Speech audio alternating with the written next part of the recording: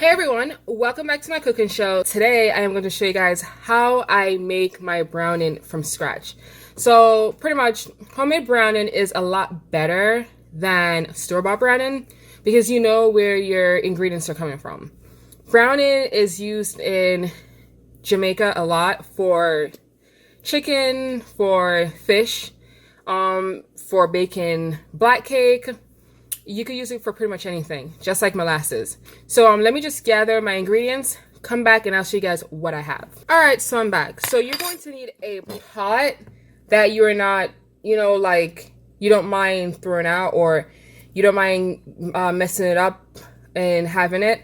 So you're gonna need that. I use this pot for pretty much anything like browning, melting shea butter, cocoa butter, stuff like that. So this is the pot I use, and it's really good for just that stuff. I also have sugar. I am using sugarcane sugar. You can use brown sugar, you can use white sugar, but my preference is sugarcane sugar. The result is going to be the same. All right, so you're also going to need some water. I have water going in a kettle. It could be warm, it can be hot, it can be slightly hot, slightly warm, however you want it, but you do not want the water to be cold. If the water is cold, it's going to let your mixture rise up faster than it needs to, and your browning sauce will start bubbling over. So let me turn the stove on, get our measurements going, and get the pot going. So you want to start on a medium-low heat, and I'm going to add my sugar into my pot. So that is 1 teaspoon, 2 teaspoons, 3, 4, 5, 6, 7 teaspoons of sugar. So I'm going to start caramelizing my sugar. And again, my sugar is on a medium-low heat. You need a spoon that you don't mind messing up, or you can also use a what is it called, like disposable spoons or a chopstick or whatever the case may be. All right, guys, so I'm going to start caramelizing my sugar, and as you can see, the sugar is starting to melt down just a little bit. Let me get this out of here. That's like a little bit of coffee from my husband's coffee thing. Alright, so you want to mix it. That way all your sugar that's on top is going to the bottom to be slightly caramelized as well. You can hear my water going in my kettle, and I'm just going to shut that off and leave that off to the side.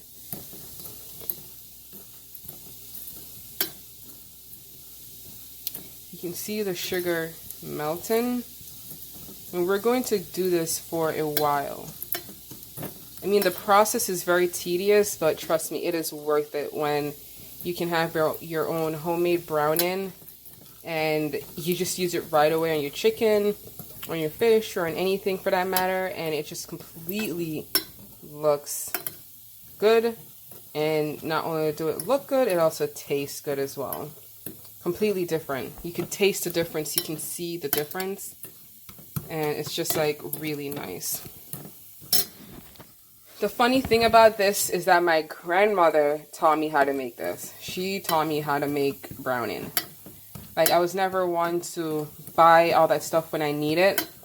So whenever I needed to like make something like ketchup, or to make like a barbecue sauce, or to make browning, or some other stuff like that, even cassava dumplings, she taught me how to make all that stuff. So like, that's one thing I'm really grateful for. So our sugar is getting there, and it looks really good. So once it's all melted, it looks like honey, but it's not.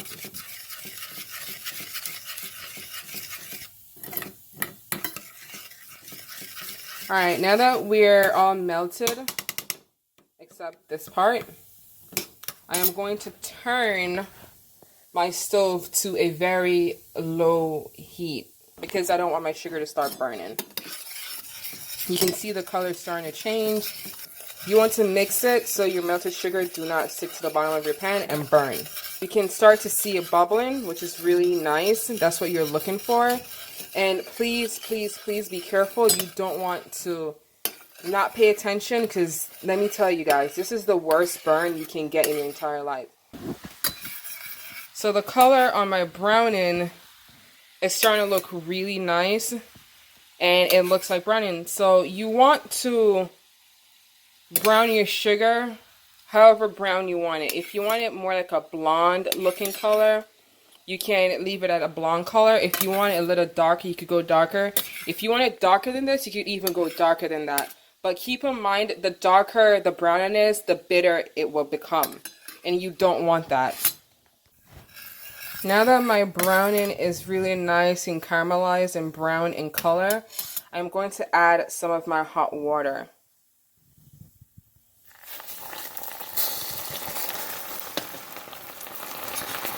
And I'm going to mix this up. One of the things you want to do is remove your browning off of the heat when you add the hot water and just stir it in.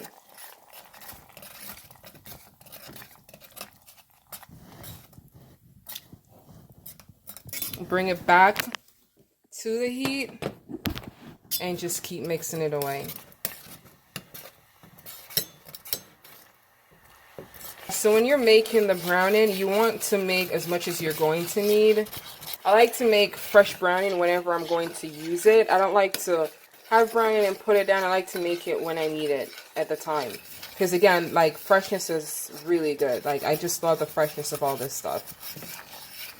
But you can make as much as you want, and you can put it in the refrigerator, and just when you're about to use it, you want to take it out so it comes to room temperature. That way it can easily be poured out or spooned out or whatever it is that you use to remove it from the container.